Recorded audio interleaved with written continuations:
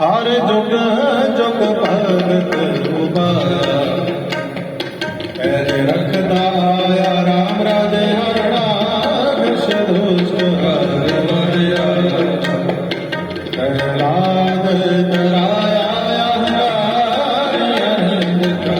पिठ दे कामधेय मोक्ष लाया जननाथ कैसा सेव्या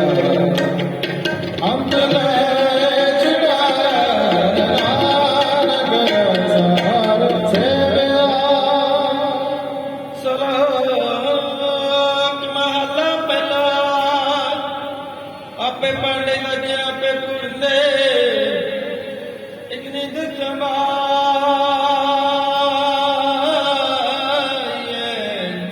इचल रहे चढ़े एक निहाली पैदवन ऊपर कड़े जिना सवारे जिनको नजर करे महानंद आपे सच करया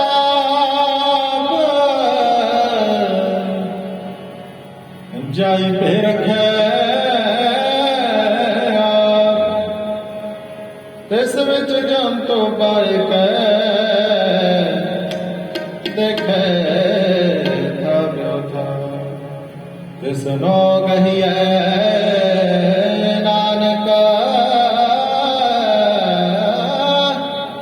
किसनो कहिए नानका सब किछ आपे अब मोड़ी वडिया वडियाइया कुछ कहना सब का खबर करी बेजिया जिक सवार साई का पावनी और छोटी दिन जाए नानक दीवारी और दूजी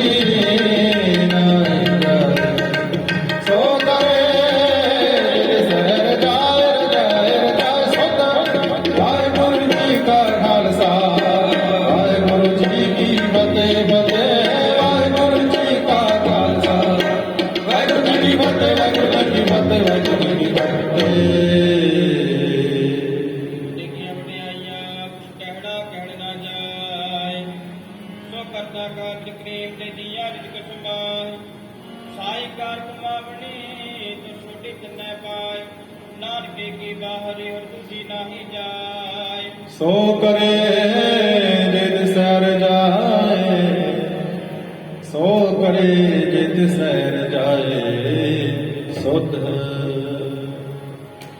वाहिगुरु जी का खालसा वाहिगुरु जी की फतेह।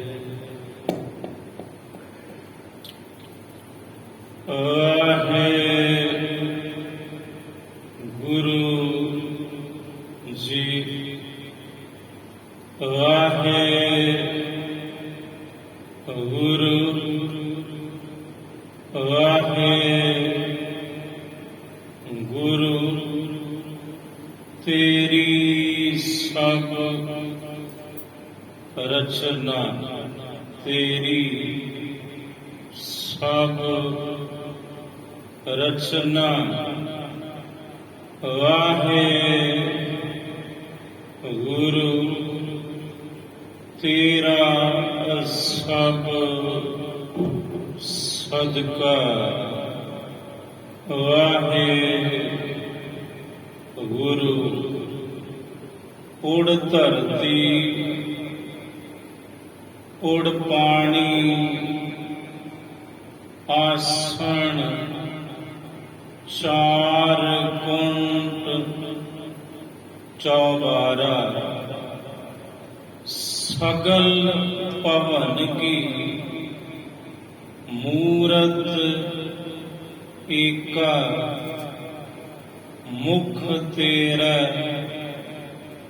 टकसाला मुख तेरा टकसाला मेरे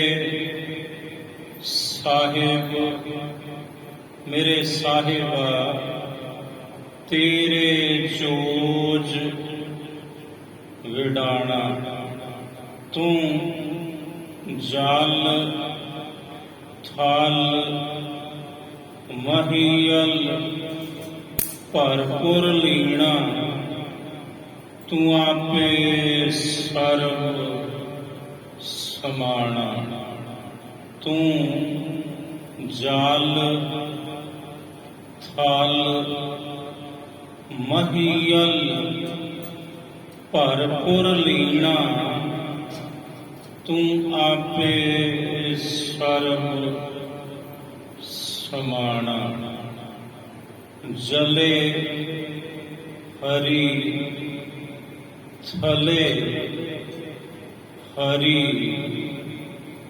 ਗਿਰੇ ਹਰੀ ਗੁਫੇ ਹਰੀ ਜ਼ਿਮੀ ਹਰੀ ਜ਼ਮਾ ਹਰੀ ਮੱਕੀ ਹਰੀ ਮੱਕਾਂ ਹਰੀ ਵਾਹਿਗੁਰੂ ਜੀਓ। ਕਾਮ ਕ੍ਰੋਧ ਲੋਭ ਝੂਠ ਨਿੰਦਾ ਕਾਮ ਕ੍ਰੋਧ ਲੋਭ ਝੂਠ ਨਿੰਦਾ ਇਨ ਤੇ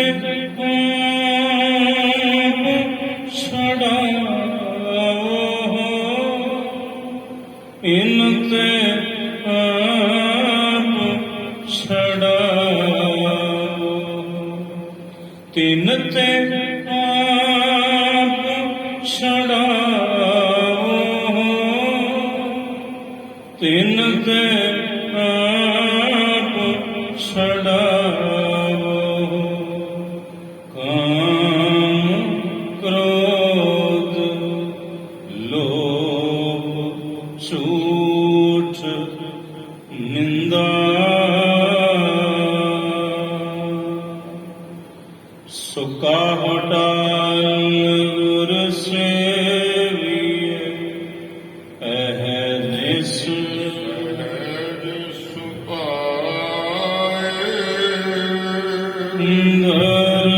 ਦਰਸ਼ਨ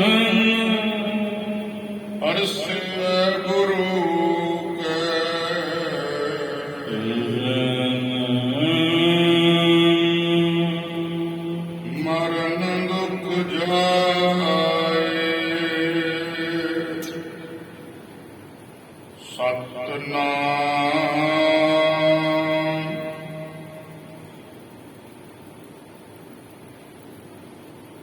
ਸ੍ਰੀ ਵਾਹਿਗੁਰੂ ਸਾਹਿਬ ਜੀ।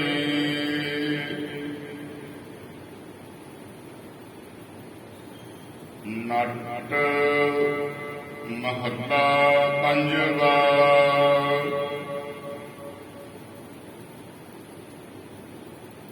ਜਾ ਕਉ ਭਈ ਤੁਮਾਰੇ ਧੀਰ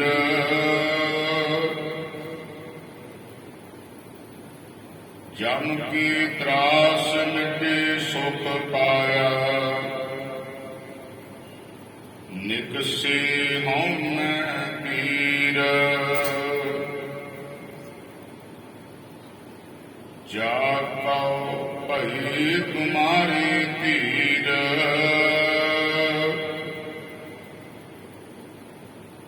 ਜਮ ਕੀ ਤਰਾਸ ਮਿਟੇ ਸੁਖ ਪਾਇਆ ਨਿਕਸੀ ਹਉਮੈ ਪੀਰ।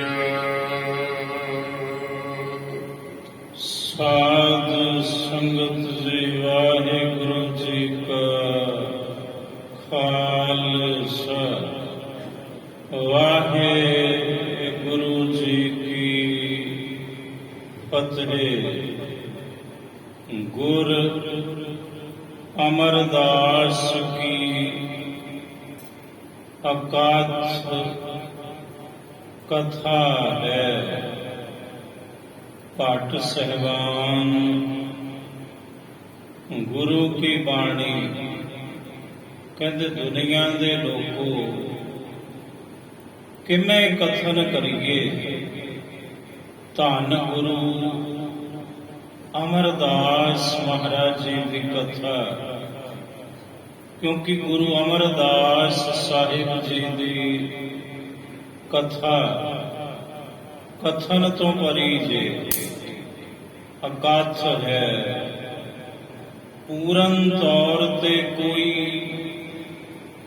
ਗੁਰੂ ਅਮਰਦਾਸ ਜੀ ਦੀ ਕਥਾ ਕਥਨ ਕਰ ਹੀ ਨਹੀਂ ਸਕਦਾ। ਸਵਾਲ ਹੋਇਆ, ਭੱਟ ਜੀ ਕਿਉਂ? ਕਹਿੰਦੇ, ਸਾਡੀ ਜੀਭ ਇੱਕ ਹੈ ਤੇ ਗੁਰੂ ਦੇ ਗੁਣ ਬੇਅੰਤ ਨੇ। ਹੁਣ ਤੁਸੀਂ ਦੱਸੋ, ਇੱਕ ਜੀਵ ਉਸ ਬੇਅੰਤ ਨੂੰ ਕਥਨ ਕਿਵੇਂ ਕਰ ਸਕੇਗੀ ਤੇ ਕਿੱਥੋਂ ਤੱਕ? ਇੱਕ ਜੀਵ ਹੈ ਤੇ ਗੁਰੂ ਅਮਰਦਾਸ ਜੀ ਤੁਸੀਂ ਬੇਅੰਤ ਹੋ ਤੇ ਸਾਡੀ ਇੱਕ ਜੀਵ ਤੁਹਾਡੀ ਕਥਾ ਕਿਵੇਂ ਕਰ ਸਕਦੀ ਹੈ? ਗੁਰ ਅਮਰਦਾਸ ਕੀ ਅਕਾਥ ਕਥਾ ਹੈ। ਏਕ ਜੀਹੀ ਕਛ ਕਥੀ ਨਾ ਜਾਏ। ਜੀਵ ਇੱਕ ਹੈ, ਕੁਛ ਵੀ ਕਥਨ ਨਹੀਂ ਹੋ ਸਕਦਾ। ਗੁਰੂ ਅਮਰਦਾਸ ਸਾਹਿਬ ਜੀ ਤੁਹਾਡੀ ਬਾਬਤ ਸਾਹਿਬ ਸਤਿਗੁਰੂ ਗੁਰੂ ਅੰਗਦ ਦੇਵ ਸਾਹਿਬ ਜੀ ਦੀ ਸੇਵਾ ਵਿੱਚ ਆਪ ਜੀ ਤਤਪਰ ਨੇ ਤੇ ਗੁਰੂ ਅੰਗਦ ਸਾਹਿਬ ਜੀ ਨੇ ਆਪ ਜੀ ਨੂੰ ਇੱਕ ਨਵਾਂ ਨਗਰ ਗੋਇੰਦਵਾਲ ਵਸਾਉਣ ਦੀ ਜ਼ਿੰਮੇਵਾਰੀ ਬਖਸ਼ੀ ਵੀ ਇਹ ਸੇਵਾ ਤੁਸੀਂ ਨਿਭਾਉਣੀ ਹੈ ਤੇ ਕਦੇ ਅਸੀਂ ਤੁਹਾਡੇ ਕੋਲ ਆਇਆ ਕਰਾਂਗੇ ਤੇ ਕਦੇ ਤੁਸੀਂ ਸਾਡੇ ਕੋਲ ਆ ਜਾਇਆ ਕਰੋ। ਪਰ ਬਹੁਤਾ ਸਮਾਂ ਹੁਣ ਤੁਸੀਂ ਸੇਵਾ ਦੇ ਵਿੱਚ ਹੀ ਲਾਉਣਾ ਹੈ, ਇਧਰ ਖਿਆਲ ਘੱਟ ਦੇਣਾ ਹੈ। ਸਤਿਵਚਨ ਜੀ ਸਮਾਂ ਬਤੀਤ ਹੋਇਆ, ਗੁਰੂ ਅਮਰਦਾਸ ਸਾਹਿਬ ਜੀ ਗੋਇੰਦਵਾਲ ਸਾਹਿਬ ਸੇਵਾ ਕਰਵਾਉਣ ਲੱਗੇ। ਇਧਰ ਖਡੂਰ ਦੀ ਧਰਤੀ ਤੇ ਖਹਿਰੇ ਜਿਹੜੇ ਸਨ ਜ਼ਿਮੀਂਦਾਰਾਂ ਵਿੱਚ ਇੱਕ ਗੋਤ ਹੈ ਖਹਿਰਾ। ਇਹ ਜਿੰਨੇ ਖਹਿਰੇ ਸਨ ਖਡੂਰ ਸਾਹਿਬ ਚ ਰਹਿਣ ਵਾਲੇ, ਗੁਰੂ ਅੰਗਦ ਦੇਵ ਸਾਹਿਬ ਜੀ ਦੇ ਸਮੇਂ ਇਹ ਸਭ ਗੁਰੂ ਤੋਂ ਮੁਨਕਰ ਸਨ ਤਕਰੀਬਨ। ਇਹ ਗੁਰੂ ਨਾਨਕ ਦੇ ਘਰ ਦੇ ਨਾਲ ਨਹੀਂ ਸੀ ਜੁੜੇ। ਇੱਕ ਉੱਥੇ ਤਪਾ ਸੀ ਖਡੂਰ ਸਾਹਿਬ, ਸਭ ਉਹਦੇ ਸੇਵਕ ਸਨ। ਉਹਦੇ ਚਰਨਾਂ ਵਿੱਚ ਜਾ ਕੇ ਮੱਥੇ ਨੱਕ ਰਗੜਨੇ ਤੇ ਸੱਚ ਦੇ ਦਰ ਘਰ ਦੇ ਵਿੱਚ ਇਹ ਲੋਕ ਨਹੀਂ ਸਨ ਆਉਂਦੇ। ਜਿਹੜਾ ਖਡੂਰ ਵਿੱਚ ਰਹਿਣ ਵਾਲਾ ਤਪਾ ਸੀ, ਉਹਨੇ ਵੇਖਿਆ ਵੀ ਮੇਰੇ ਰਸਤੇ ਵਿੱਚ ਰੋੜਾ ਹੈ। ਸੱਚ ਤੇ ਕੂੜ ਨੂੰ ਕਦੇ ਬਰਦਾਸ਼ਤ ਨਹੀਂ ਹੁੰਦਾ। ਸੱਚ ਆਦ ਤੋਂ ਜਦੋਂ ਦੀ ਸ੍ਰਿਸ਼ਟੀ ਸਾਜੀ, ਵਾਹਿਗੁਰੂ ਜੀ ਨੇ ਦੁਨੀਆ ਤੇ ਲੜਾਈ ਹੀ ਸੱਚ ਤੇ ਝੂਠ ਦੀ ਹੈ। ਸੱਚ ਤੇ ਝੂਠ ਦਾ ਆਪਸ ਵਿੱਚ ਵੈਰ, ਕਿਉਂਕਿ ਜਿਹੜਾ ਝੂਠ ਹੈ ਸੱਚ ਵਿੱਚ ਮਿਲਦਾ ਨਹੀਂ, ਤੇ ਫਿਰ ਜਿਹੜਾ ਕੂੜ ਹੈ ਤਰ੍ਹਾਂ ਤਰ੍ਹਾਂ ਦੇ ਪਸਾਰਦਾ ਹੈ। ਦੁਨੀਆ ਵਿੱਚ ਅੱਜ ਜੋ ਕੁਝ ਹੋ ਰਿਹਾ ਹੈ ਬਸ ਕਾਰਨ ਇਹੀ ਹੈ। ਇੱਕ ਪਾਸੇ ਸੱਚ ਤੇ ਦੂਜੇ ਪਾਸੇ ਕੂੜ ਹੈ, ਦੋਵਾਂ ਦਾ ਟਕਰਾਅ ਹੈ। ਔਰ ਇਹ ਜਦੋਂ ਤੱਕ ਦੁਨੀਆ ਰਹੇਗੀ ਇਹ ਟਕਰਾਅ ਇਸੇ ਤਰ੍ਹਾਂ ਹੁੰਦਾ ਰਹੇਗਾ, ਸੱਚ ਤੇ ਝੂਠ ਦਾ। ਕਿਉਂ? ਕਿਉਂਕਿ ਕੂੜ ਕਦੇ ਵੀ ਸੱਚ ਵਿੱਚ ਮਿਲ ਨਹੀਂ ਸਕਦਾ। ਉਹਨਾਂ ਨੇ ਸੋਚਿਆ ਵੀ ਕਿਵੇਂ ਨਾ ਮੈਂ ਸਤਿਗੁਰੂ ਗੁਰੂ ਅੰਗਦ ਸਾਹਿਬ ਜੀ ਨੂੰ ਆਪਣੇ ਰਾਹ ਦੇ ਵਿੱਚੋਂ ਪਾਸੇ ਕਰਾਂ।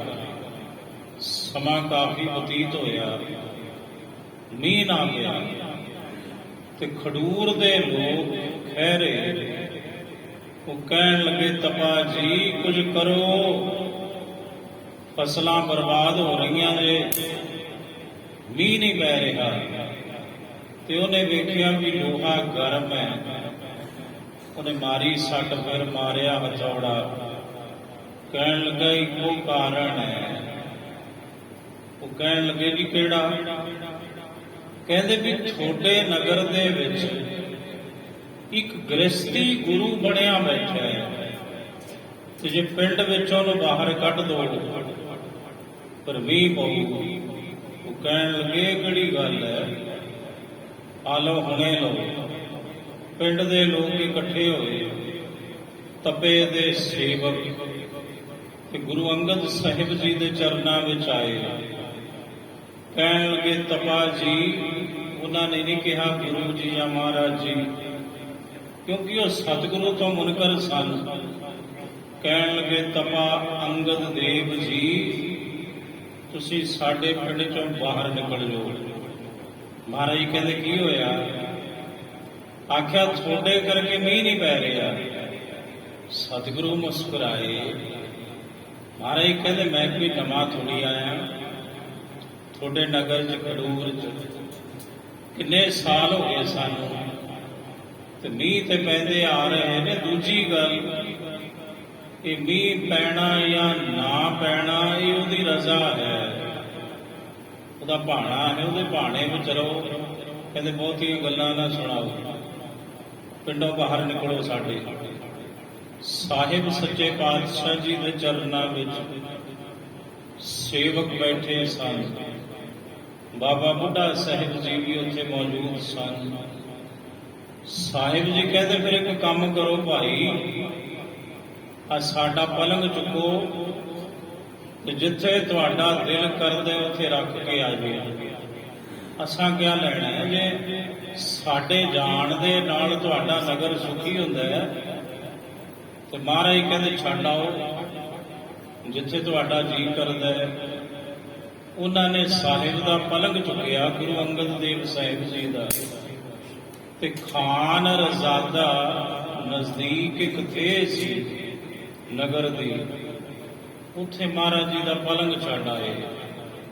ਅਚਾਨਕ ਗੁਰੂ ਅਮਰਦਾਸ ਸਾਹਿਬ ਜੀ ਆਪਣੇ ਸਤਿਗੁਰੂ ਨੂੰ ਮਿਲਣ ਲਈ ਆਉਂਦੇ ਨੇ ਗੋਇੰਦਵਾਲ ਸਾਹਿਬ ਤੋਂ, ਤੇ ਆ ਕੇ ਵੇਖਿਆ ਉੱਥੇ ਕੋਈ ਸੰਗਤ ਨਹੀਂ, ਸਿੱਖ ਨਹੀਂ, ਇੱਕ ਅੱਧ ਸਿੱਖ ਉੱਥੇ ਬੈਠੇ ਸਨ।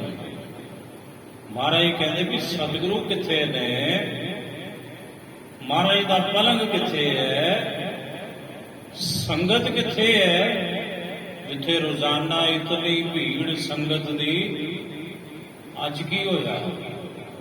ਤੇ ਸਿੱਖ ਕਹਿਣ ਲੱਗੇ, ਅਮਰਦਾਸ ਜੀ ਆ ਭਾਣਾ ਵਰਤ ਗਿਆ ਜੇ।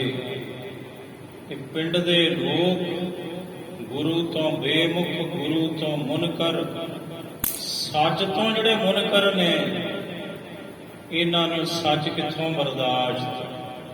ਤੇ ਮਹਾਰਾਜ ਜੀ ਨੂੰ ਛੱਡ ਆਏ ਨੇ ਉੱਥੇ ਤੇ ਖਾਨ ਰਜ਼ਾਦੇ। ਸਾਹਿਬ ਸੱਚੇ ਪਾਤਸ਼ਾਹ ਕਹਿਣ ਲੱਗੇ ਕਿਉਂ? ਆਖਿਆ ਜੀ ਆ ਤਪੇ ਦੀ ਚਾਲ ਹੈ ਸਾਰੀ, ਇਹ ਤਪੇ ਨੇ ਮਹਾਰਾਜ ਜੀ ਦਾ ਪਲੰਗ ਚੁਕਾਇਆ ਇੱਥੋਂ। ਸਤਿਗੁਰੂ ਕਹਿੰਦੇ ਕਿਉਂ? ਕਾਰਨ ਕਹਿੰਦੇ ਜੀ ਤਪਾ ਕਹਿੰਦੇ ਵੀ ਗੁਰੂ ਅੰਗਦ ਸਾਹਿਬ ਗ੍ਰਸਤੀ ਨੇ, ਤੇ ਗ੍ਰਸਤੀ ਗੁਰੂ ਜੇ ਪਿੰਡ ਵਿੱਚ ਹੋਵੇ ਤਾਂ ਮੀਂਹ ਨਹੀਂ ਪਾਉਂਦਾ ਹੁੰਦਾ ਰੱਬ, ਉਹ ਨਾਰਾਜ਼ ਹੋ ਜਾਂਦਾ ਹੈ। ਸਾਹਿਬ ਕਹਿੰਦੇ ਅੱਛਾ ਇਹ ਬਾਤ ਹੈ। ਮਹਾਰਾਜ ਜੀ ਨੇ ਪਿੰਡ ਦੇ ਲੋਕ ਇਕੱਠੇ ਕੀਤੇ। ਸਤਿਗੁਰੂ ਕਹਿੰਦੇ ਭਾਈ ਖਹਿਰਿਓ, ਪਿੰਡ ਵਾਸੀਓ ਕੀ ਚਾਹੁੰਦੇ ਜੇ? ਉਹ ਕਹਿੰਦੇ ਮੀਂਹ। ਸਤਿਗੁਰੂ ਕਹਿੰਦੇ ਕਿੰਨਾ ਕੁ ਚਾਹੁੰਦੇ ਹੋ? ਆਖਿਆ ਜਿੰਨਾ ਪੈ ਜਵੇ ਬਰਸ ਜਵੇ। ਮਹਾਰਾਜ ਕਹਿੰਦੇ ਫਿਰ ਇੱਕ ਕੰਮ ਕਰੋ, ਲਓ ਸੁਣੋ, ਬਚਨ ਮੰਨੋ ਤੇ ਵੇਖੋ ਨਾਲ ਦੀ ਨਾਲ ਨਤੀਜਾ। ਉਹ ਕਹਿਣ ਲੱਗੇ ਕੀ? ਕਹਿੰਦੇ ਵੀ ਇਹ ਜਿਹੜਾ ਤਪਾ ਹੈ ਨਾ, ਤਪਾ ਤੁਹਾਡਾ ਗੁਰੂ ਬਣਾਇਆ ਹੋਇਆ, ਇਹਨੂੰ ਘਸੀਟੋ ਲੱਤਾਂ ਤੋਂ ਫੜ ਕੇ। ਇੱਕ ਇਹਦੀ ਸੱਜੀ ਲੱਤ ਨੂੰ ਪਕੜੋ, ਦੂਜਾ ਖੱਬੀ ਨੂੰ, ਇੱਕ ਸੱਜੀ ਬਾਂਹ ਨੂੰ, ਦੂਜਾ ਖੱਬੀ ਬਾਂਹ ਨੂੰ। ਉਹ ਜਿਹੜੇ ਜਿਹੜੇ ਖੇਤ ਵਿੱਚ ਜਿੱਥੋਂ ਜਿੱਥੋਂ ਤੱਕ ਲੈ ਕੇ ਜਾਓਗੇ ਹੁਣੇ ਮੀਂਹ ਪਵੇਗਾ। ਉਹ ਕਹਿਣ ਲੱਗੇ ਵਿਖਾਓ। ਮਹਾਰਾਜ ਕਹਿੰਦੇ ਫੜੋ ਉਹਦੀਆਂ ਲੱਤਾਂ। ਉਹ ਤਪੇ ਦੇ ਕੋਲ ਗਏ, ਕਹਿੰਦੇ ਤਪਾ ਜੀ ਤੁਹਾਨੂੰ ਹੁਣ ਕੁਰਬਾਨੀ ਕਰਨੀ ਪੈਣੀ ਹੈ। ਤਪਾ ਕਹਿਣ ਲੱਗਿਆ ਕਾਹਦੀ? ਕਹਿੰਦੇ ਵੀ ਤੁਹਾਡੀਆਂ ਲੱਤਾਂ ਫੜ ਕੇ ਤੁਹਾਨੂੰ ਘਸੀਟਣਾ ਹੈ ਅਸਾਂ। ਉਹ ਕਹਿਣ ਲੱਗਾ ਤੁਸੀਂ ਕਮਲੇ ਹੋਏ ਹੋ? ਕਹਿੰਦੇ ਕਮਲੇ ਨਹੀਂ, ਕਹਿੰਦੇ ਵੀ ਅਸੀਂ ਪਰਖ ਕਰਨੀ ਚਾਹੁੰਦੇ ਆ। ਉਹ ਜਿਸ ਗੁਰੂ ਨੂੰ ਤੁਸਾਂ ਪਿੰਡ ਤੋਂ ਬਾਹਰ ਕਢਵਾਇਆ, ਉਸੇ ਗੁਰੂ ਦਾ ਇਹ ਸੇਵਕ ਹੈ ਬਾਬਾ ਅਮਰਦਾਸ। ਤੇ ਉਹ ਕਹਿੰਦੇ ਨੇ ਜ਼ਿੰਮੇਵਾਰੀ ਮੇਰੀ ਹੈ, ਜੇ ਮੀਂਹ ਨਾ ਪਿਆ ਤੇ ਤੁਸੀਂ ਜੋ ਮਰਜ਼ੀ ਮੇਰੇ ਨਾਲ ਵਿਵਹਾਰ ਕਰਿਓ। ਉਹ ਕਹਿਣ ਲੱਗਾ ਕਿਵੇਂ ਹੋ ਸਕਦਾ ਹੈ? ਕਹਿੰਦੇ ਹੁਣ ਤਪਾ ਜੀ ਬਹੁਤੀਆਂ ਗੱਲਾਂ ਤੁਸੀਂ ਵੀ ਨਾ ਸੁਣਾਓ। ਇੱਕ ਨੇ ਲੱਤ ਫੜੀ ਸੱਜੀ, ਦੂਜੇ ਨੇ ਖੱਬੀ, ਤੇ ਤਪੇ ਨੂੰ ਘਸੀਟਦੇ ਹੋਏ ਖੇਤਾਂ ਵਿੱਚ ਲੈ ਗਏ। ਸਤਿਗੁਰੂ ਕਹਿੰਦੇ ਸੂਰਜ ਛਿਪਣ ਤੋਂ ਪਹਿਲਾਂ ਪਹਿਲਾਂ ਜਿੱਥੇ ਜਿੱਥੇ ਇਹਨੂੰ ਘਸੀਟੋਗੇ ਉੱਥੇ ਉੱਥੇ ਮੀਂਹ ਪਵੇਗਾ, ਤੇ ਨਾ ਪਿਆ ਮੈਂ ਖਲੋਤਾ ਇੱਥੇ। ਜਿਵੇਂ ਹੀ ਤਪੇ ਨੂੰ ਘਸੀਟਿਆ ਖੇਤ ਵਿੱਚ ਲੈ ਕੇ, ਕਿ ਉਧਰ ਗਰਜਣਾ ਹੋਈ, ਆਕਾਸ਼ ਵਿੱਚ ਬੱਦਲ ਗਰਜੇ ਤੇ ਕਣੀਆਂ ਪੈਣ ਲੱਗ ਗਈਆਂ। ਕਹਿੰਦੇ ਵੀ ਇਹ ਤੇ ਸੱਚ ਕਹਿੰਦੇ ਨੇ ਅਮਰਦਾਸ ਜੀ, ਇਹਨਾਂ ਵਿੱਚ ਤੇ ਬੜੀ ਤਾਕਤ ਹੈ। ਕਹਿੰਦੇ ਛੇਤੀ ਕਰੋ, ਸ਼ਾਮਾਂ ਨਾ ਪੈ ਜਾਣ। ਨਾਸ ਮਾਰਤਾ ਤਪੇ ਦਾ ਸ਼ਾਮ ਤੱਕ। ਘਸੀਟ ਘਸੀਟ ਕੇ ਜਦੋਂ ਸ਼ਾਮ ਹੋਈ ਤੇ ਤਪੇ ਦੀ ਮੌਤ ਹੋ ਗਈ। ਪਿੰਡ ਵਾਸੀ ਕਹਿੰਦੇ ਅਮਰਦਾਸ ਜੀ ਬੜਾ ਭਲਾ ਕੀਤਾ ਤੁਸਾਂ ਤੇ ਮਹਾਰਾਜ ਕਹਿੰਦੇ ਵੀ ਥੋਤੋਂ ਬੜੀ ਭਾਰੀ ਭੁੱਲ ਹੋਈ। ਤੁਸੀਂ ਆ ਪਖੰਡੀ ਦੇ ਮਗਰ ਲੱਗੇ ਸੋ। ਇਹ ਪਖੰਡੀ ਤੁਹਾਡਾ ਗੁਰੂ ਹੈ, ਤੁਸੀਂ ਸੱਚ ਨੂੰ ਆਪਣੇ ਨਗਰ ਚੋਂ ਬਾਹਰ ਕੱਢ ਆਏ। ਉਹ ਕਹਿਣ ਲੱਗੇ ਜੀ ਹੁਣ ਕੀ ਕਰੀਏ? ਗੁਰੂ ਅਮਰਦਾਸ ਜੀ ਕਹਿੰਦੇ ਹੁਣ ਕੀ ਕਰਨਾ ਹੈ? ਮੇਰੇ ਨਾਲ ਚਲੋ ਸਾਰਾ ਪਿੰਡ ਇਕੱਠਾ ਹੋ ਕੇ, ਤੇ ਗੁਰੂ ਅੰਗਦ ਸਾਹਿਬ ਦੇ ਚਰਨਾਂ ਵਿੱਚ ਜਾ ਕੇ ਆਪਣੀ ਭੁੱਲ ਦਾ ਇਜ਼ਹਾਰ ਕਰੋ, ਬਖਸ਼ਾਓ। ਉਹ ਗੁਰੂ ਬਖਸ਼ਿੰਦ ਜੇ ਤੁਹਾਨੂੰ ਬਖਸ਼ ਦੇਵੇਗਾ। ਸਾਰੇ ਨਗਰ ਨਿਵਾਸੀਆਂ ਨੂੰ ਲੈ ਕੇ ਗੁਰੂ ਅਮਰਦਾਸ ਸਾਹਿਬ ਜੀ ਜਦੋਂ ਗੁਰੂ ਅੰਗਦ ਸਾਹਿਬ ਜੀ ਦੇ ਚਰਨਾਂ ਵਿੱਚ ਪਹੁੰਚਦੇ ਨੇ ਤੇ ਮਹਾਰਾਜ ਨੇ ਪਿੱਠ ਕੀਤੀ ਹੋਈ ਹੈ। ਆਖਿਆ ਸਤਿਗੁਰੂ ਮਹਾਰਾਜ ਕੀ ਕਾਰਨ ਅੱਜ ਤੁਸਾਂ ਕੰਡ ਕਰ ਲਈ ਮੇਰੇ ਵੱਲੋਂ? ਸਤਿਗੁਰੂ ਕਹਿੰਦੇ ਅਮਰਦਾਸ ਜੀ ਗਲਤੀ ਹੋਈ ਹੈ ਬਹੁਤ ਭਾਰੀ, ਅਵਗਿਆ ਹੋ ਗਈ, ਇਸ ਲਈ ਅਸੀਂ ਤੁਹਾਨੂੰ ਦਰਸ਼ਨ ਨਹੀਂ ਜੇ ਦੇਣੇ, ਤੁਹਾਡੇ ਵੱਲ ਮੁਖ ਨਹੀਂ ਕਰਨਾ। ਆਖਿਆ ਮਹਾਰਾਜ ਕੈਸੀ ਗਲਤੀ? ਸਤਿਗੁਰੂ ਕਹਿੰਦੇ ਮੀਂਹ ਅਸੀਂ ਨਹੀਂ ਸੀ ਪਵਾ ਸਕਦੇ। ਆਖਿਆ ਮਹਾਰਾਜ ਤੁਸੀਂ ਤੇ ਕਾਰਨ ਸਮਰੱਥ ਹੋ, ਜੋ ਚਾਹੋ ਕਰ ਸਕਦੇ ਹੋ। ਤੇ ਸਤਿਗੁਰੂ ਕਹਿੰਦੇ ਤੁਸਾਂ ਇਹ ਕੀ ਕੀਤਾ? ਤਪਾ ਮਾਰਿਆ ਗਿਆ, ਉਹਦੀ ਮੌਤ ਹੋ ਗਈ। ਆਖਿਆ ਮਹਾਰਾਜ ਉਹ ਗੁਰੂ ਦਾ ਨਿੰਦਕ ਸੀ, ਉਹ ਦੁਸ਼ਟਪਣਾ ਸੀ ਉਹਦੇ ਅੰਦਰ, ਤੇ ਇਹੋ ਜਿਹੇ ਨਿੰਦਕ ਦਾ ਧਰਤੀ ਤੇ ਰਹਿਣ ਦਾ ਮਤਲਬ ਹੀ ਕੋਈ ਨਹੀਂ। ਸਤਿਗੁਰੂ ਕਹਿਣ ਲੱਗੇ ਨਹੀਂ ਅਮਰਦਾਸ ਜੀ, ਰਜ਼ਾ ਵਿੱਚ ਰਹਿਣਾ, ਭਾਣੇ ਵਿੱਚ ਰਹਿਣਾ, ਇਹ ਸਿਧਾਂਤ ਹੈ ਗੁਰੂ ਨਾਨਕ ਦੇ ਘਰ ਦਾ। ਅੱਜ ਗੱਲ ਕੁਝ ਪਰੇ ਦੀ ਹੋ ਗਈ। ਆਖਿਆ ਮਹਾਰਾਜ ਤੁਹਾਡਾ ਬਚਨ ਸੱਚ ਹੈ, ਪਰ ਇਹ ਦੱਸੋ ਕਿਹੜਾ ਇਹੋ ਜਿਹਾ ਸਿੱਖ ਹੈ ਜਿਹੜਾ ਆਪਣੇ ਗੁਰੂ ਦੀ ਹੁੰਦੀ ਬੇਅਦਬੀ ਵੇਖ ਕੇ ਬਰਦਾਸ਼ਤ ਕਰ ਸਕੇ। ਉਹ ਸਿੱਖ ਦਾ ਜਿਉਣਾ ਕਾਹਦਾ ਹੈ ਮਹਾਰਾਜ? ਫਿਰ ਤੇ ਸਿੱਖ ਦੀ ਮੌਤ ਹੈ ਜੇ ਸਿੱਖ ਦੇ ਸਾਹਮਣੇ ਉਹਦੇ ਗੁਰੂ ਦੀ ਕੋਈ ਅਵਗਿਆ ਕਰ ਦੇਵੇ, ਬੇਅਦਬੀ ਕਰ ਦੇਵੇ, ਫਿਰ ਸਿੱਖ ਦਾ ਜਿਉਣਾ ਕਾਹਦਾ ਹੈ ਮਹਾਰਾਜ? ਇਹੀ ਕਾਰਨ ਸੀ ਬਸ, ਮੈਥੋਂ ਰਿਹਾ ਨਾ ਗਿਆ। ਤੇ ਸਤਿਗੁਰੂ ਘਸੀਟ ਘਸੀਟ ਕੇ ਪਿੰਡ ਵਾਲਿਆਂ ਨੇ ਉਸ ਪਖੰਡੀ ਦਾ ਨਾਸ਼ ਕਰ ਦਿੱਤਾ। ਸਾਹਿਬ ਕਹਿੰਦੇ ਅਮਰਦਾਸ ਜੀ ਜੋ ਹੋਇਆ ਸੋ ਹੋਇਆ, ਪਰ ਅੱਗੋਂ ਤੋਂ ਤੁਸਾਂ ਖਿਆਲ ਰੱਖਣਾ, ਐਸਾ ਕੁਝ ਨਹੀਂ ਕਰਨਾ। ਇਹ ਸਭ ਡਾਢੇ ਦਾ ਖੇਲ ਹੈ, ਉਹਦੇ ਹੁਕਮ ਦੇ ਪਾਬੰਦ ਰਹਿਣਾ, ਜਿਵੇਂ ਉਹਦੀ ਮੌਜ ਹੈ ਉਹਦੇ ਵਿੱਚ ਰਾਜੀ ਰਹਿਣਾ। ਆਖਿਆ ਸਤ ਬਚਨ ਮਹਾਰਾਜ। ਫਿਰ ਗੁਰੂ ਅਮਰਦਾਸ ਮਹਾਰਾਜ ਜੀ ਜਦੋਂ ਗੁਰੂ ਅੰਗਦ ਸਾਹਿਬ ਜੀ ਨਾਲ ਤੁਰਦੇ ਤਾਂ ਕਈ ਦਫਾ ਆਪ ਜੀ ਦੀ ਬਾਂਹ ਸਤਿਗੁਰੂ ਤੋਂ ਅੱਗੇ ਲੰਘ ਜਾਂਦੀ, ਚੱਲਦੇ ਚੱਲਦੇ।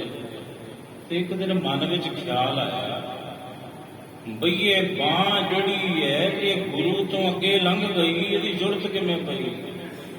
ਸਾਹਿਬ ਜੀ ਨੇ ਬਾਂਹ ਨੂੰ ਸੰਕੋਚ ਕੇ ਚੱਲਣਾ ਸ਼ੁਰੂ ਕੀਤਾ।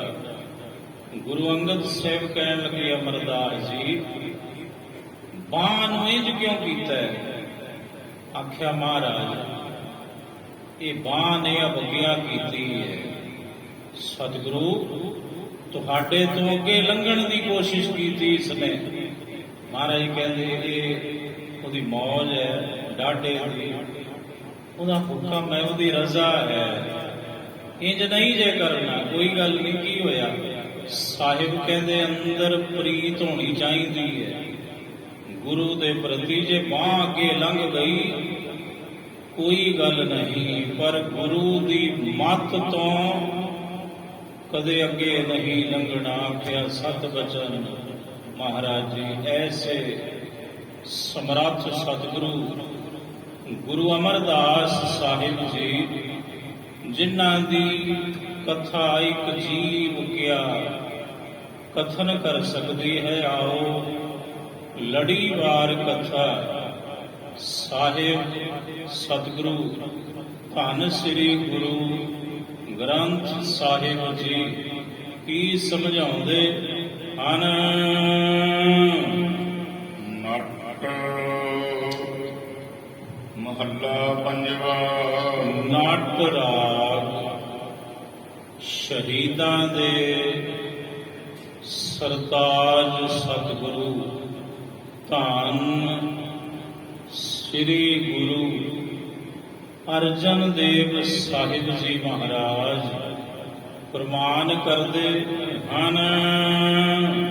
ਜਾ ਕਉ ਭਈ ਤੁਮਾਰੀ ਧੀਰ।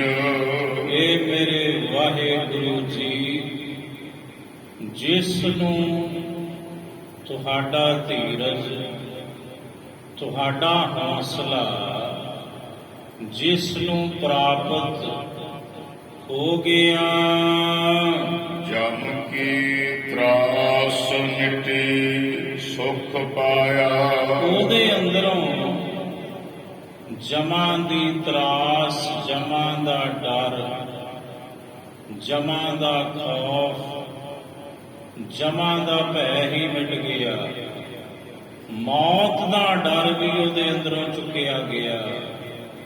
ਜਿਹਨੂੰ ਤੁਸਾਂ ਧੀਰਜ ਬਖਸ਼ ਦਿੱਤਾ, ਜਮ ਕੀ ਤਰਾਸ ਮਿਟੀ। ਉਹਦੇ ਅੰਦਰੋਂ ਇੱਕ ਖਿਣ ਵਿੱਚ ਜਮ ਦੀ ਤਰਾਸ, ਜਮ ਦਾ ਖੌਫ ਮਿਟ ਗਿਆ। ਕਿਉਂ?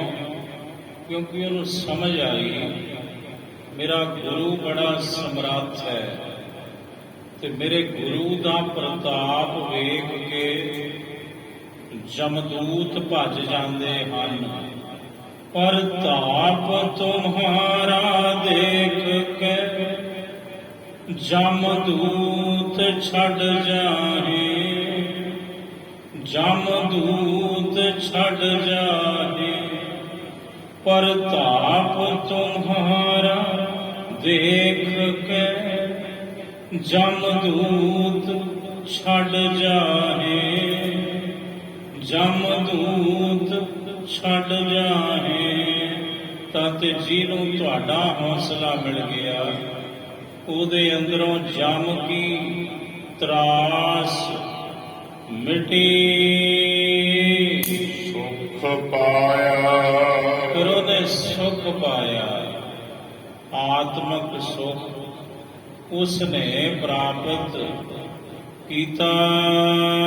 ਨਿਪਸੀ ਹਉਮੈ ਪੀਰ, ਸੁਖ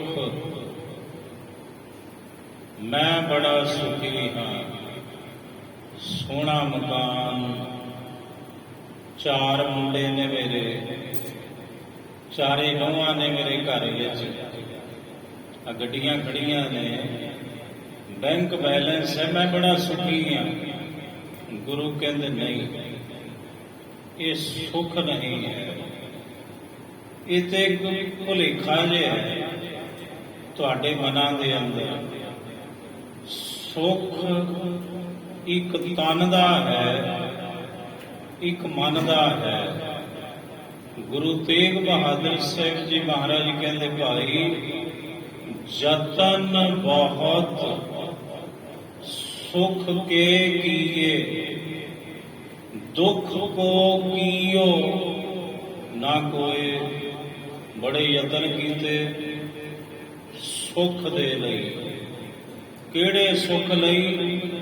ਸਰੀਰਕ ਸੁਖ ਲਈ ਬੜੇ ਯਤਨ ਹੁੰਦੇ। ਬੰਦਾ ਸਾਰੀ ਉਮਰ ਸਰੀਰਕ ਸੁਖ, ਉਹ ਸਹੂਲਤਾਂ ਜੋ ਸਰੀਰ ਨੂੰ ਸੁਖ ਦੇ ਸਕਣ, ਉਹਨਾਂ ਦੇ ਪਿੱਛੇ ਭੱਜਦਾ ਹੈ। ਅਸਲ ਵਿੱਚ ਦੁਖੀ ਤੇ ਮਨ ਹੈ ਬੰਦੇ ਦਾ। ਜੇ ਮਨ ਦੁਖੀ ਸੁਖੀ ਹੋ ਗਿਆ, ਫਿਰ ਤੇ ਉਹ ਸ਼ਾਂਤ ਹੈ ਰੜੇ ਮੈਦਾਨ ਦੇ ਵਿੱਚ ਵੀ, ਨਹੀਂ ਤੇ ਕਰੋੜਾਂ ਦੀ ਕੋਠੀ ਵਿੱਚ ਬੈਠਾ ਵੀ ਦੁਖੀ ਜੇ, ਕਿਉਂਕਿ ਮਨ ਦਾ ਸੁਖ ਤੇ ਪ੍ਰਾਪਤ ਨਹੀਂ ਹੋਇਆ। ਗੁਰੂ ਤੇਗ ਬਹਾਦਰ ਸਾਹਿਬ ਮਹਾਰਾਜ ਕਹਿੰਦੇ, ਜਤਨ ਬਹੁਤ ਸੁਖ ਕੇ ਕੀਏ, ਦੁੱਖ ਕੋ ਕੀਓ ਨਾ ਕੋਏ। ਦੁਖੀ ਮਨ ਨੂੰ ਸੁਖੀ ਕਰਨ ਦਾ ਕੋਈ ਉਪਰਾਲਾ ਨਹੀਂ ਕੀਤਾ, ਕੋਈ ਯਤਨ ਨਹੀਂ ਕੀਤਾ। ਤੇ ਮਹਾਰਾਜ ਜੀ, ਇਹ ਜਿਹੜਾ ਦੁਖੀ ਮਨ ਹੈ, ਇਹ ਸੁਖੀ ਕਿਵੇਂ ਹੋਵੇਗਾ? ਸਤਿਗੁਰੂ ਕਹਿੰਦੇ, ਜੋ ਸੁਖ ਕੋ ਚਾਹੈ ਸਦਾ, ਸਰਣ ਰਾਮ ਕੀ ਲੇਹ। ਜੇ ਤੂੰ ਸਦੀਵੀ ਸੁਖ ਚਾਹੁੰਦਾ ਹੈ, ਫਿਰ ਤੂੰ ਰਾਮ ਦੀ ਸ਼ਰਨ ਪ੍ਰਾਪਤ ਕਰ। ਪ੍ਰਭੂ ਦੀ ਸ਼ਰਨ ਵਿੱਚ, ਗੁਰੂ ਦੀ ਸ਼ਰਨ ਵਿੱਚੋਂ ਹੀ ਸਦੀਵੀ ਸੁਖ, ਮਨ ਦਾ ਸੁਖ ਪ੍ਰਾਪਤ ਹੋਵੇਗਾ। ਮਹਾਰਾਜ ਕਹਿੰਦੇ, ਜਾਕੋ ਭਈ ਤੁਮਹਾਰੀ ਧੀਰ, ਜਮ ਕੀ ਤਰਾਸ ਮਿਟੀ, ਸੁਖ ਪਾਇਆ। ਫਿਰ ਉਹਨੇ ਭਾਈ ਇਹ ਮਨ ਦਾ ਸੁਖ ਪਾਇਆ, ਸੁਖ ਪਾਇਆ।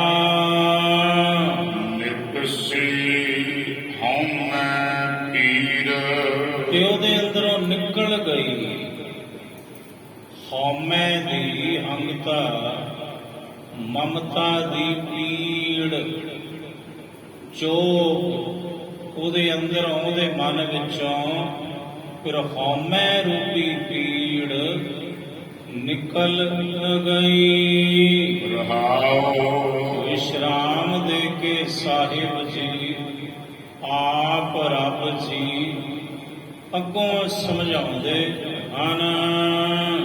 ਤਪਤ ਬੁਝਾਨੀ ਅੰਮ੍ਰਿਤ ਬਾਣੀ, ਤਪਤ ਬੁਝਾਨੀ।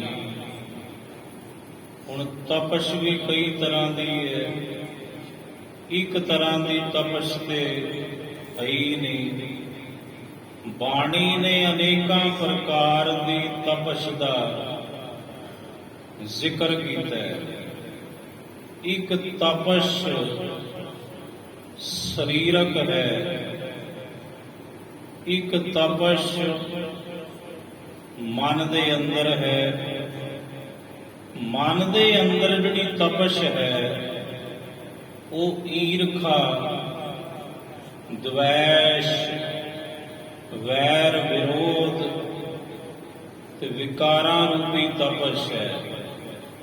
ਮਨ ਦੇ ਅੰਦਰ ਜਿਹੜੀ ਤਪਸ਼ ਹੈ ਉਸ ਤਪਸ਼ ਦਾ ਨਾਮ ਹੈ ਤ੍ਰਿਸ਼ਨਾ, ਰਾਜਨਾ। ਰਾਜਨਾ ਕਰੋੜਾਂ ਰੁਪਈਏ ਹੱਥ 'ਚ ਨੇ ਪਰ ਮਨ ਫੇਰ ਤਪਦਾ ਥੋੜੇ ਨੇ ਹੋਰ ਹੋਣ। ਸਹਿਸ ਖੱਟੇ ਲੱਖ ਪਾਉ ਉਠਤਾਵੈ, ਤ੍ਰਿਪਤ ਨਾ ਆਵੈ ਮਾਇਆ ਪਾਛੈ ਪਾਵੈ। ਇਹ ਵੀ ਇੱਕ ਤਪਸ਼ ਹੈ, ਤ੍ਰਿਸ਼ਨਾ ਰੂਪੀ ਅਗਨੀ ਜਿਹੜੀ ਮਨ ਨੂੰ ਚਿੰਬੜੀ ਹੋਈ ਹੈ। ਸਤਿਗੁਰੂ ਕਹਿੰਦੇ ਜਦੋਂ ਭਾਈ ਪ੍ਰਭੂ ਪਰਮੇਸ਼ਰ ਸਤਿਗੁਰੂ ਨੇ ਹੌਸਲਾ ਦਿੱਤਾ ਆਪਣੇ ਸੇਵਕ ਨੂੰ, ਜਦੋਂ ਨੇ ਮਨ ਦਾ ਸੁੱਖ ਪਾ ਲਿਆ ਗੁਰੂ ਦੀ ਕਿਰਪਾ ਸਦਕਾ, ਪ੍ਰਭੂ ਦੀ ਰਹਿਮਤ ਸਦਕਾ, ਫਿਰ ਉਹਦੇ ਮਨ ਦੇ ਅੰਦਰ ਲੱਗੀ ਹੋਈ ਤਪਸ਼ ਵੀ ਗੁਰੂ ਨੇ ਮੇਟ ਦਿੱਤੀ ਤ੍ਰਿਸ਼ਨਾ ਰੂਪੀ। ਤਪਤ ਬੁਝਾਨੀ ਅੰਮ੍ਰਿਤ ਬਾਣੀ। ਕਿਵੇਂ ਬੁਝੀ? ਇਹ ਤਪਸ਼ ਮਨ ਦੀ, ਤ੍ਰਿਸ਼ਨਾ ਦੀ, ਵਿਕਾਰਾਂ ਦੀ। ਸਤਿਗੁਰੂ ਕਹਿੰਦੇ ਤਪਤ ਬੁਝੀ ਗੁਰੂ ਦੀ ਅੰਮ੍ਰਿਤਮਈ ਬਾਣੀ ਸਦਕਾ, ਬਾਣੀ ਦੀ ਬਦੌਲਤ। ਤਪਤ ਬੁਝਾਨੀ ਅੰਮ੍ਰਿਤ ਬਾਣੀ। ਅੰਮ੍ਰਿਤ ਬਾਣੀ ਹਰ ਹਰ ਤੇਰੀ, ਸੁਣ ਸੁਣ ਹੋਵੇ ਪਰਮ ਗਤ ਮੇਰੀ। ਅੰਮ੍ਰਿਤ ਬਾਣੀ ਹਰ ਹਰ ਤੇਰੀ, ਸੁਣ ਸੁਣ ਹੋਵੇ ਪਰਮ ਗਤ ਮੇਰੀ। ਜਲਨ ਬੁਝੀ ਸੀਤਲ ਹੋਏ ਮਨੂ, ਸਤਿਗੁਰ ਕਾ ਦਰਸ਼ਨ ਪਾਏ ਜੀਓ। ਜਲਨ ਬੁਝੀ ਸੀਤਲ ਹੋਏ ਮਨੂ, ਸਤਿਗੁਰ ਕਾ ਦਰਸ਼ਨ ਪਾਏ ਜੀਓ। ਸਤਿਗੁਰ ਦਰਸ਼ਨ ਅਗਨ ਨਿਵਾਰੀ, ਸਤਿਗੁਰ ਭੇਟਤ ਹਉਮੈ ਮਾਰੀ। ਸਤਿਗੁਰ ਦਰਸ਼ਨ ਅਗਨ ਨਿਵਾਰੀ, ਸਤਿਗੁਰ ਭੇਟਤ ਹਉਮੈ ਮਾਰੀ। ਸਤਿਗੁਰ ਸੰਗ ਨਾਹੀ ਮਨ ਡੋਲੈ, ਅੰਮ੍ਰਿਤ ਬਾਣੀ ਗੁਰਮੁਖ ਬੋਲੈ। ਸਤਿਗੁਰ ਸੰਗ ਨਾਹੀ ਮਨ ਡੋਲੈ, ਅੰਮ੍ਰਿਤ ਬਾਣੀ ਗੁਰਮੁਖ ਬੋਲੈ। ਗੁਰ ਸੀਤਲ ਨਾਮ ਦਿਓ, ਗੁਰ ਸੀਤਲ ਨਾਮ ਦਿਓ, ਗੁਰ ਸੀਤਲ ਨਾਮ ਦਿਓ, ਗੁਰ ਸੀਤਲ ਨਾਮ ਦਿਓ।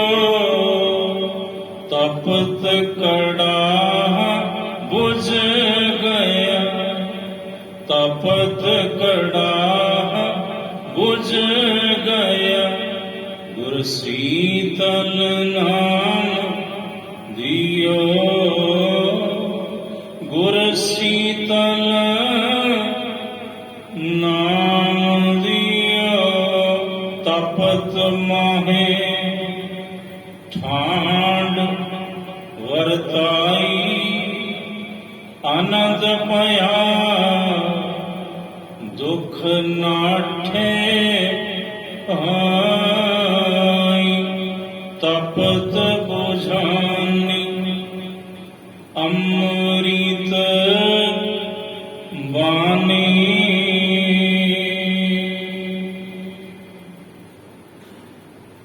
ਤ੍ਰਿਪਤ ਜਿਉ ਬਾਰਿਕ ਖੀਰ। ਤੇ ਫਿਰ ਰੱਜ ਗਏ, ਤ੍ਰਿਪਤ ਹੋ ਗਏ, ਜਿਉਂ ਬਾਰੀਕ ਖੀਰ। ਖੀਰ ਕਹੀਏ ਦੁੱਧ ਮਾਂ ਦਾ, ਜਿਵੇਂ ਬੱਚਾ ਹੁੰਦਾ ਹੈ ਨਾ ਨਿੱਕਾ, ਉਹ ਤ੍ਰਿਪਤ ਹੁੰਦਾ ਹੈ ਮਾਂ ਦਾ ਦੁੱਧ ਚੁੰਘ ਕੇ। ਉਂਝ ਨਹੀਂ ਜੇ ਉਹਨੂੰ ਤ੍ਰਿਪਤੀ ਮਿਲਦੀ। ਸਤਿਗੁਰੂ ਕਹਿੰਦੇ ਜਿਵੇਂ ਇੱਕ ਬੱਚਾ ਆਪਣੀ ਮਾਤਾ ਦਾ ਦੁੱਧ ਚੁੰਘ ਕੇ ਤ੍ਰਿਪਤ ਹੋ ਜਾਂਦਾ ਹੈ, ਫਿਰ ਉਹ ਸ਼ਾਂਤ ਹੋ ਜਾਂਦਾ ਹੈ, ਮਾਂ ਦੀ ਗੋਦ ਵਿੱਚ ਸੌ ਜਾਂਦਾ ਹੈ।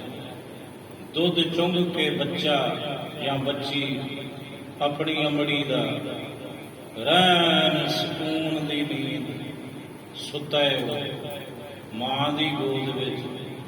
ਤੇ ਗੁਰੂ ਕੀ ਹੈ? ਗੁਰੂ ਸਾਡੀ ਮਾਂ ਹੈ, ਗੁਰਬਾਣੀ ਮਾਂ ਹੈ, ਗੁਰਬਾਣੀ ਪਿਤਾ ਹੈ। ਤੂੰ ਮੇਰਾ ਪਿਤਾ, ਤੂੰ ਹੈ ਮੇਰਾ ਮਾਤਾ, ਤੂੰ ਮੇਰਾ ਬੰਧਪ, ਤੂੰ ਮੇਰਾ ਭਰਾਤਾ, ਤੂੰ ਮੇਰਾ ਪਿਤਾ, ਤੂੰ ਹੈ ਮੇਰਾ ਮਾਤਾ, ਤੂੰ ਮੇਰਾ ਬੰਧਪ, ਤੂੰ ਮੇਰਾ ਭਰਾਤਾ। ਗੁਰਦੇਵ ਮਾਤਾ, ਗੁਰਦੇਵ पिता, तुम मात पिता, हम बारिक तेरे, तुमरी कृपा में सूख कनेरे। हर जी माता, हर जी पिता, हर जियो प्रतिपालक, हर जी मेरी सार करे। हम हर के बालक, अपने बालक आप रखियन पार ब्रह्म गुरदेव। साहिब कहते ऐसी तृप्ति हुई जिमें एक बच्चे नूं तृप्ति मिलती है। मां दा खीर, मां दा दुध चुंग के फिर सुकून दी नींदर सौंदा है। गुरु कहते असी भी अपने गुरु रूपी अमड़ी मां दी गोद विच सुकून दे नाल इंज पए जिवें बच्चा अपनी मां दे गोद विच पिया हुंदा है, तृप्त हो के रज के फिर मन दी भटकना मुक गई। मात पिता साजन संत मेरे, तू ही है, तू मेरा यार है, मेरा सजन है, तू ही मेरा संत है, तू ही मेरी मां है, ते तू ही मेरा पिता है। हे मेरे सतगुरु, हे मेरे वाहेगुरु जी, आए प्रभ सरनागति, कृपा निध दयाल, एक अखर हर मन बस्त, नानक होत निहाल। वाहेगुरु जी का खालसा, वाहेगुरु जी की फतेह।